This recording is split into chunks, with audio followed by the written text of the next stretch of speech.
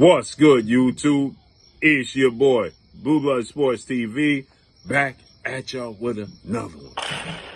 So many people are questioning why Matchroom CEO and promoter Eddie Hearn and DAZN would seemingly look like they purposely lost a purse bid for only $2 million for what is viewed as possibly the best fighter under their stable, not named Anthony Joshua, in the Phenom, IBF undefeated welterweight superstar boxer Jaron Boots Ennis, who is 32 wins, no loss and no draw, 29 wins by way of knockout, 27 years of age, 5'10" with a 74-inch arm reach.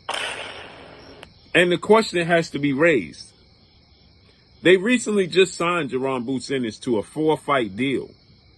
They staged the first fight with him facing off against David Avanesian in his hometown in Philadelphia, Pennsylvania. And it was said to be a sold-out crowd, right? 16,000 people, sold-out crowd. So we know he's a draw. He had an IBF mandatory challenge with a guy that he already previously fought in 2022, Karen Chuga, and he had what was seen to be his worst performance in the eyes of many. They questioned that performance. Nonetheless, Matchroom didn't want to pay Brian Norman Jr. $2 million. They didn't want to match Karen's purse bid of $2 million. They lost the purse bid by $250,000. They were said to offer Mario Barrios, who's the WBC welterweight champion, $2 million. And then they offered $1 million to Ennis, who's the WBA welterweight champion, right? Seems like they're not putting their best foot forward to make this fight happen. Is it because they only have 3 fights left with Jaron Boots Ennis and they want to maximize on his potential and make sure they get an ROI, a return on their investment with Jaron Boots Ennis? Or, now let's think about this. Is it possible that they simply don't want to have him on a collision course with another one of their fighters who is a welterweight undefeated British superstar boxer to give him more time to be able to go back home in Conor Benn, the son of a legend, Nigel Benn, Conor Benn.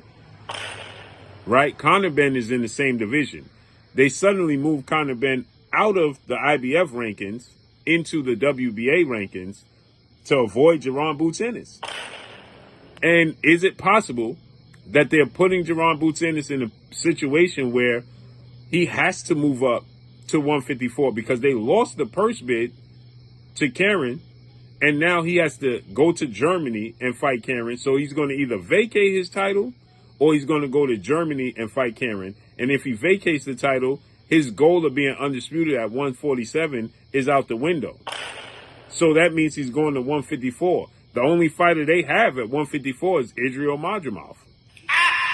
So all the other fighters, they attempted to negotiate with Serhard Boachuk. He's not interested. They attempted in the past for Virgil Ortiz. We know that's not happening. Terrence Crawford ain't happening. Errol Spence ain't happening. Sebastian Fundora ain't happening. Timzu Bakram Mataliev ain't happening. So his only option is maybe a fight with a guy like Brian Castano. Jamel Charlo ain't fighting him. Keith Thurman ain't fighting him. So what's his options? Israel Madrimov, who just lost to Terrence Crawford, felt like he was duped and wants another shot at it. So did they purposely put him in this position where they knew he was going to vacate and now they don't have to worry about Jaron Ennis, who is a dog who wants to fight everybody, pursuing a fight with their other ace fighter and Conor Benn? And they put him in a situation where they know he's going to vacate the belts and move up? Because this simply doesn't make sense. What direction are they going in? Jaron Ennis told the world he wants to be undisputed at 147. They didn't make their best efforts to make these fights. So did they purposely lose this purse bid knowing he was going to vacate the titles? Because Eddie Hearn, he stated, we want to vacate the titles. He wants to vacate the titles. Jaron Boots Ennis wants to unify the titles.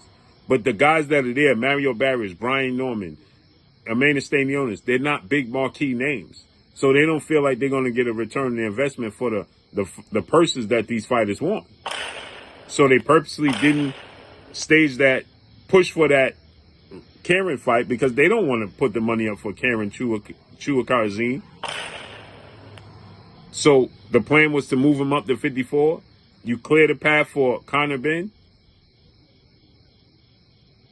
But what is he going to do at 154, Boots Ennis? And he got 3 fights left.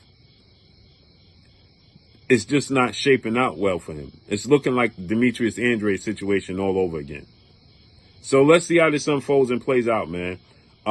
Maybe Top Rank would have been a better option, or PBC a better option for Jaron Ennis, because Matchroom and DAZN, they don't have the fighters. They simply don't.